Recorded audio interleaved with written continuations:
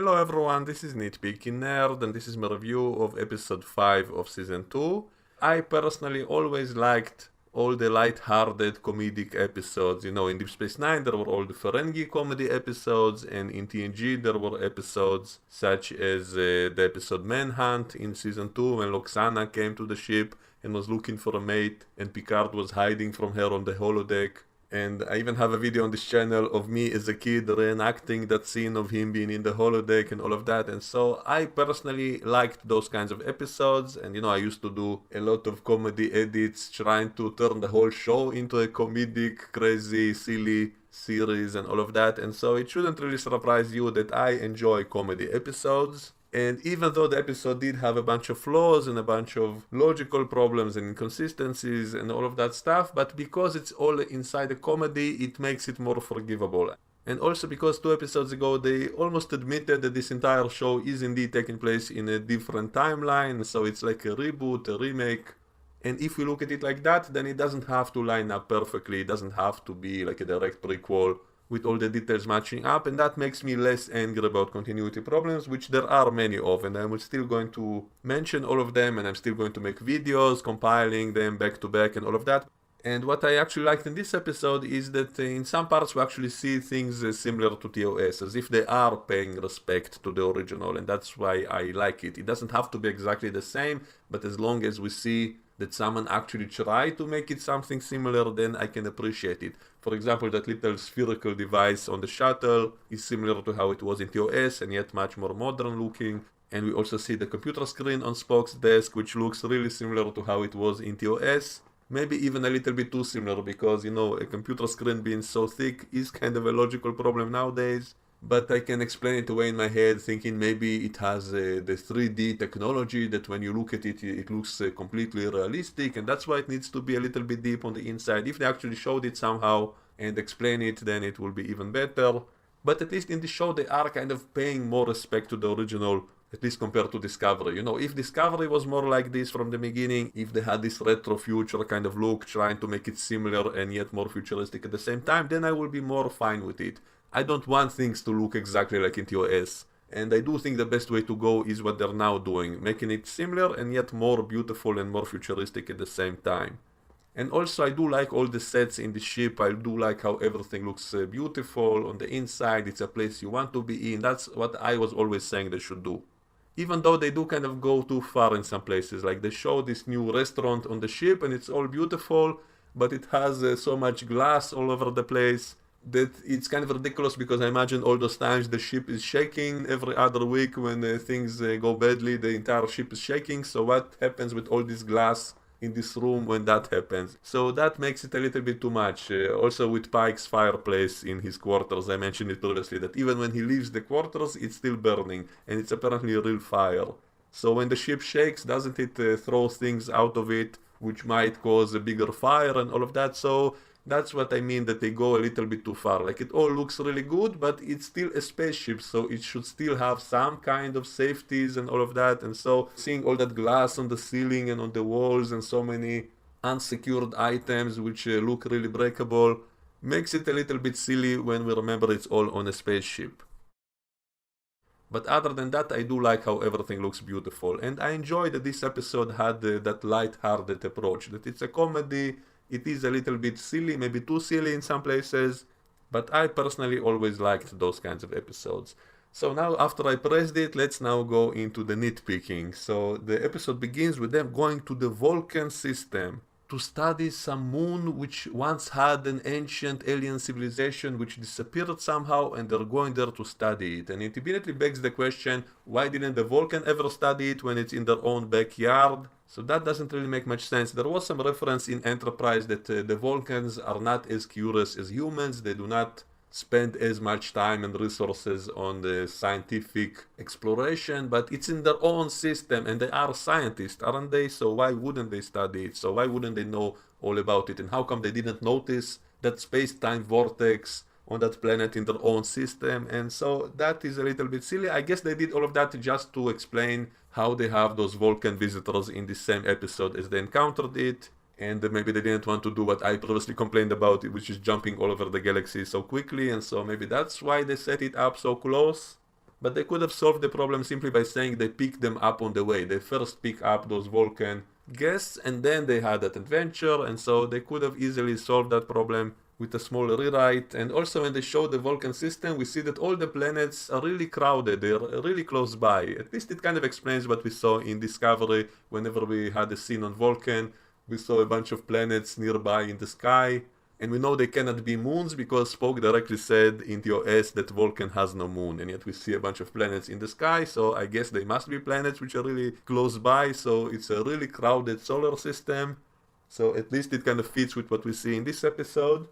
And we see that Nurse Chapel is preparing for some interview with some Vulcans because she tries to get into the Vulcan Science Academy or something, and we see her doing some science experiments. And she puts some vials into a centrifuge device. And that kind of annoyed me because they're on a spaceship with artificial gravity, so they must have the technology of creating artificial gravity. And we even saw in an episode of Enterprise that it's possible to change the gravity, meaning making it weaker or stronger in certain sections of the ship. And so if they have that kind of technology, why the need to put things into a centrifuge which is basically creating artificial gravity for those vials? And so it would have been cooler and better to see it being done in a more futuristic way and not in exactly the same way we do today. So I had a slight small logical problem with that in my brain, but I guess it's not a big deal. Maybe it's simply easier or cheaper to do it that way, so fine, I guess. And we also see her punching bags with Uhura because, on the show they have to have scenes showing that women are just as strong and powerful as men are, even physically, and they have to make that point across in every episode. But it wasn't particularly in your face in this episode. It was just part of some compilation of stuff that she's doing. So I guess it's part of their Starfleet training that they have to be in shape and all of that. So I don't really have a problem with that, but it's kind of funny how they keep doing that in every single episode. We have to have scenes like that showing that women are tough and they can beat a punching bag just as good as men. And we also have a scene of Spock cooking with Pike, because Pike is not the captain of the ship, he's the chef of the ship. He's always in the kitchen cooking food for everyone, and now Spock also joins him so he can teach him how to cook as well, because man's place is in the kitchen. And Pike gives him something to smell and says to him, you always have to use fresh, real food, you cannot replicate it. He doesn't say replicate, he said synthesize. So I did appreciate that detail as well, because they don't supposed to have replicators yet in this century, so they always say synthesize instead. So I guess it's similar but not as advanced yet, so I'm fine with it. And then Spock says he cannot smell it because Vulcans use something to suppress their smell, because otherwise the smell of humans is so terrible to them. And I think that's a detail they did actually look up from that episode of Enterprise in which T'Pol says that Vulcans have a heightened sense of smell, but I think in that specific scene she was complaining more about Portos and his smell, the dog smell. And another contradiction with Enterprise was the fact that T'Pol said that Vulcans do not touch food with their hands, and yet we have a scene in this episode of Vulcans taking food with their hands and eating it. And we did have an example in Enterprise itself when T'Pol did eventually eat some popcorn with her hands, but popcorn was a human food and she was trying to fit in and all of that. And yet here they say it's a traditional Vulcan food, and then Vulcans are taking it with their hands and eating it. So that still seems like a contradiction. I know it's been a century since, so maybe Vulcans changed since the time of Enterprise, but it still seems like a small contradiction. Also later on there's a scene when Spock is tasting meat and eating some bacon, and earlier remember Pike said that he doesn't synthesize his food, that all his food is real, and so that must mean that meat is also real. And then Spock is eating and enjoying it and so on. So that seems to be a contradiction with what T'Pol said about Vulcans being vegetarians and never eating meat. Here Spock is eating food. I know he's human in this scene, but he did not forget all his memories. He did not lose all his moral values, did he? So why does he suddenly not a vegetarian when it was previously implied that all Vulcans are vegetarians and do not eat meat? So anyway, the whole plot of the episode, if you haven't seen it, is that Spock and Nurse Chapel go to investigate that planet, and they accidentally crash next to that vortex, and there were some aliens from another dimension beyond that vortex, and they basically fixed Spock. And because they compared him with Nurse Chapel and noticed that their DNA doesn't match or something, that's why they made him human. And now that I think about it, it could have been even funnier if they made him a woman, because they might have decided that female anatomy is superior, and then they would have turned Spock into a woman. And then it would have been an even funnier episode, in my opinion. I actually would have been okay with that, I think, because that would have been so crazy, it's good, and that could have pushed their message even better and all of that. So it's a shame they didn't do it. So the aliens simply turned him into a human, and he still has all his memories, and yet somehow he forgot how to control his emotions, even though it's been stated that Vulcan emotions are even stronger than human emotions. That's why they have to do it. Otherwise, they'll be crazy and violent like the Romulans and all of that. So they have to suppress their emotions to be civilized, because their emotions are even more powerful than human emotions. And yet here they say, first they say in this episode that human emotions are different, and that's why he cannot control them. And later on in the episode, he did say that Vulcan emotions are even stronger. And so since he didn't lose his memory, how come he lost the ability to control his emotions? It's not really that logical, but it's all for the sake of comedy, so I guess I'm fine with it. Also, when he first finds out he's now human, he says, "What the f?" and then it cuts to the credits. So it's once again an F-bomb on Star Trek, and it couldn't have been any other word which he was going to say, so obviously he did say it. They simply cut it out for us not to hear it. So it's still kind of a problem for Spock to be cursing, because again it doesn't fit continuity, because in Star Trek 4 when he went back to the past he didn't know how to do it, he didn't know how to curse, because it was so much beyond him. It's something from centuries in the past that they couldn't do it. Even Kirk couldn't really curse properly and so on. Another inconsistency is with Spock's mother. First of all, her age doesn't match what we saw in TOS, in which she looked much older, she had grey hair and all of that, and it's now only a few short years of difference before these time periods, so how come she looks so young? She even looks younger than Spock, and so it makes no sense for her to be his mother. And so it's kind of funny how instead of making her look a little bit older, they do the opposite in this episode. They kind of made her look more hot. They put better makeup on her, they pushed up her breasts to be more sexy and all of that. She kind of looks like Natalie Portman in this episode. So I don't mind seeing beautiful women on screen, but again, it's kind of a continuity issue, and also it makes her look younger than her son Spock. And I don't want them to put artificial wrinkles on her or something like that, but at least put a touch of gray in her hair to make her look a little bit older, a little bit closer to how we saw her in TOS. And also it will simply make it more believable for her to be Spock's mother. And also they say that they have this ritual in which he has to mind meld with her, with his mother, and that's another contradiction with TOS, in which there was a scene when he says it's his first time doing a mind meld with a human, and it can be really dangerous to do it on a human, and yet on the show this is the second time we see Spock doing the mind meld with a human. He did it with Lan previously, and now he does it with his own mother. So by the time this show is over, he would have done the mind meld with countless humans, making that line in TOS seem ridiculous. So once again, an inconsistency, a continuity mistake, which we can only explain away by saying this is a different timeline, and that's why things don't line up perfectly.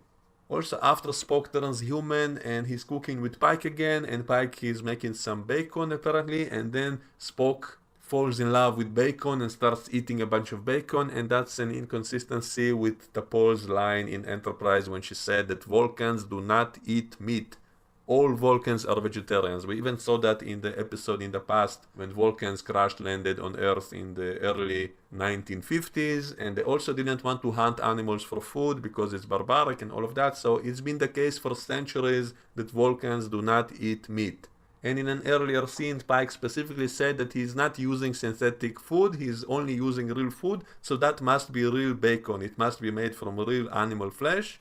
And Spock is suddenly fine with it, simply because he's human now, he allows himself to indulge in eating meat suddenly.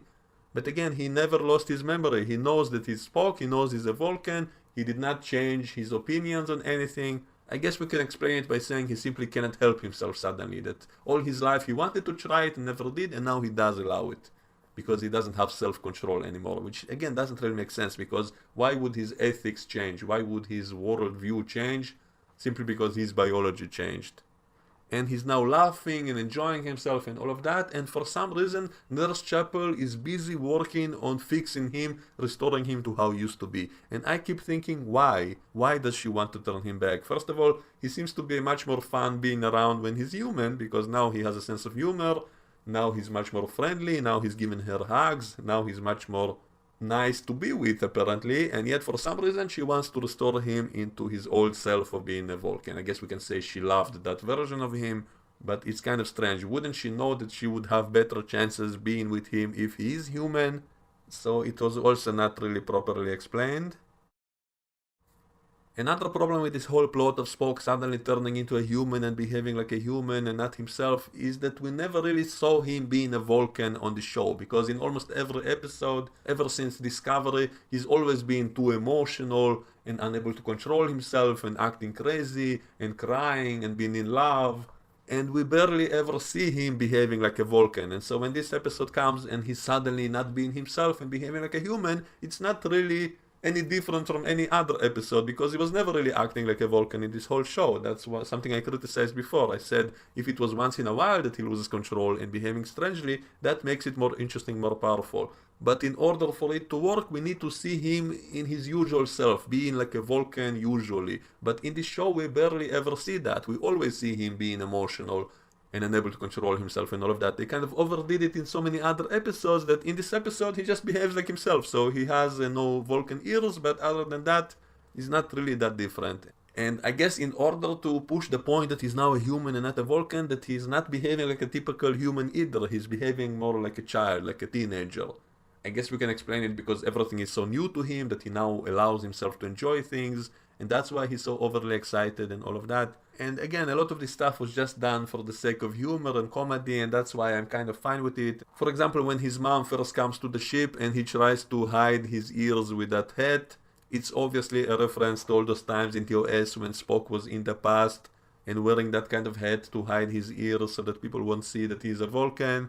And here when his mom asks him, why are you wearing this hat, and he says it's part of the Starfleet protocols or something, and then Pike confirms it, it was kind of funny to me because of how silly it was, that she somehow accepts it and believes it at first, and later on Spock's mother-in-law comes to the ship, and as usual they have that joke that the mother-in-law is really annoying stereotypically, and they have to perform this ritual so that she can accept Spock, and it's something that could not have been delayed for some reason. Maybe that's why they set this whole episode in the Vulcan system early on, even though it makes no sense. It's simply to justify how they didn't have an excuse to postpone any of this. So anyway, Spock is now human, but he has to pretend to be Vulcan to pass that traditional ceremony with his mother-in-law. And it kind of reminded me of that Deep Space Nine episode when Jadzia had to impress Martok's wife, because Worf became part of the Martok family, and so in order for them to be married, Jadzia had to pass some Klingon rituals to satisfy Martok's wife, and there was some comedy parts when she has to do really difficult things, like holding 2 heavy pots of boiling water or something, and here Spock has to pour some Vulcan tea while holding a scalding hot teapot in his hands, while not displaying any signs of pain, even though it obviously is painful. And in the end, he does manage to pass the ritual, and then his mother-in-law says something like, I am impressed that you managed to do all of that despite your handicap of being half human and all of that. And then he got really annoyed and then pulled off his fake ears. And that also reminds me of that episode of Deep Space Nine when there was a Ferengi female pretending to be a male and wearing fake ears, and then in the end getting annoyed and pulling them off and throwing them at the Negos and all of that. And it also reminds me of the scene in the 2009 movie when Spock was accepted to the Vulcan Science Academy, but then that professor or whatever said to him, it's impressive how you managed to overcome your handicap. And then Spock asks, what do you mean? And he says, your human mother. And then he got really annoyed and rejected them, so it reminds me of that here. And that was a scene I actually really liked in that movie, but it reminds me again how this show, they keep recycling the same ideas over and over again. I mentioned it in my previous review, how in the new Trek shows, they keep using the same ideas over and over again in different variations, and so it's another example of that. And also we have the subplot of Nurse Chapel trying to get accepted to the Vulcan Academy, and they're being annoying and racist and all of that, and then in the end she rejects them. In the end they are kind of interested because she had that adventure going into that vortex to talk with those extra dimensional aliens and whatever, and then in the end when she tells that annoying Vulcan that, suddenly he is interested, but then she doesn't want to accept him, and then she rejects him. Because she's a strong, independent woman who doesn't need the Vulcan Science Academy to approve of her work, and then she cuts them off. She rejects them, and so that's also similar to the 2009 Spock rejection of the Vulcans. So the only real problem I have with it is how repetitive it seems. Like we keep seeing the same stuff over and over again in all these new shows. And also we have a scene of Spock mind melding with his own mother, which is again kind of a continuity issue because of what was mentioned in TOS. On the other hand, Spock's mother did live on Vulcan most of her life apparently, and lived with Sarek, who also knew how to do a mind meld, and so it kind of makes sense that she would have done it a few times in the past, and so it wouldn't be dangerous to her, so maybe she was an exception, I guess. And she showed him a memory of the first time he played with some Vulcan kids who accepted him, which also reminds me of that scene in the 2009 movie. Here we didn't really see anything, they only talked about that memory without showing it, but I didn't really mind that. So anyway, because of Spock's outburst in the end when he couldn't help but saying how humiliating it must be knowing that a human passed all your rituals and not a Vulcan, and threw his ears away. In the end, the Pring talks with Spock and tells him how disappointed she is that he never told her that he became human, that he didn't trust her, and basically they need to take some time off from each other. They didn't completely end their relationship, but they are on a time out, which somehow I guess gives Spock the permission to be with other women suddenly, because he then meets with Nurse Chapel and tells her that he doesn't want to suppress his feelings for her any longer, and then they make out and apparently jump to the bed to have sex in the end when it cuts off. And so Spock is technically now betraying his fiancée, and also it's funny that Nurse Chapel also is supposed to have a fiancée, and also all the other Vulcans we saw in this episode were also not really behaving as Vulcans should. Once again, that guy from the Science Academy is behaving like an arrogant, evil Vulcan, like the ones in Enterprise.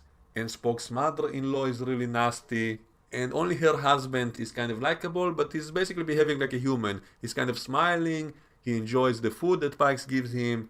Only when his wife gets annoyed at him, then he pretends that he doesn't like the food, but obviously he does, and so he was behaving kind of too emotional. He was behaving too much like a human. We never really see any Vulcan behaving like a Vulcan should be in this entire show. Even Spock in all the other episodes was never really behaving like a Vulcan. He was always struggling with his emotions almost all the time. And so this whole episode of him suddenly being human is just kind of the usual for this show, because he's always behaving that way. I guess in this show it was over-exaggerated. Suddenly he's behaving like a horny teenager, and it doesn't really make any sense since his memories were intact. I think what they should have done is say that maybe because technically Spock is a teenager by Vulcan standards, maybe that's why when he becomes a human, they should have said that he is technically going through puberty at this very moment. They should have said maybe he's going through some form of pon farr, and maybe that's why Chapel has to do the nasty with him in the end to save his life. Something like that would have made it more acceptable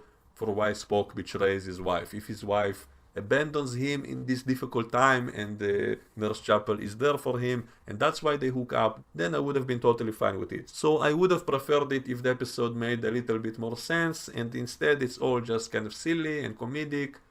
But at least it wasn't boring. I didn't really hate anything in the episode. There were some entertaining moments, and I enjoyed the overall lightheartedness of it. I enjoyed just watching a relaxed episode in which the stakes were not really that high. There was no galactic disaster to be averted and all of that. There were no explosions. It's just kind of life on the ship with something strange and crazy going on, and it's not taking itself too seriously, and I personally enjoy those kinds of episodes, despite all the many silly inconsistencies and logical problems. So that's my opinion. Let me know what you think, and we can discuss all of this in the comments below, and I will see you all next time.